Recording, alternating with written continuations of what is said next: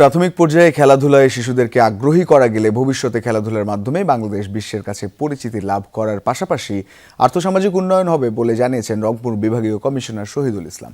মঙ্গলবার দুপুরে রংপুর জেলা স্কুল মাঠে রংপুর বিভাগীয় প্রাথমিক ফুটবল গোল্ড কাপ টুর্নামেন্টের উদ্বোধনী অনুষ্ঠানে প্রধান অতিথির বক্তব্যে একথা বলেন তিনি।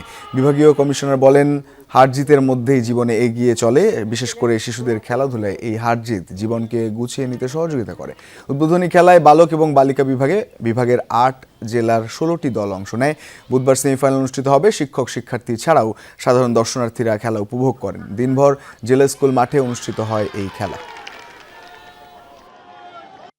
আমাদের সামনে যারা আছেন ছোট্ট সোনামণিরা, তাদের এই যে শুরু হলো, এই শুরুটা কলেজ ইউনিভার্সিটি পর্যন্ত থাকবে। আবার যারা ভালো খেলোয়াড় হবে তারা সারা জীবন এটিকেই আশ্রয় করে, এটিকেই অবলম্বন করে তারা টিকে থাকবে, তাদের জীবন জীবিকা পরিচালনা করবে।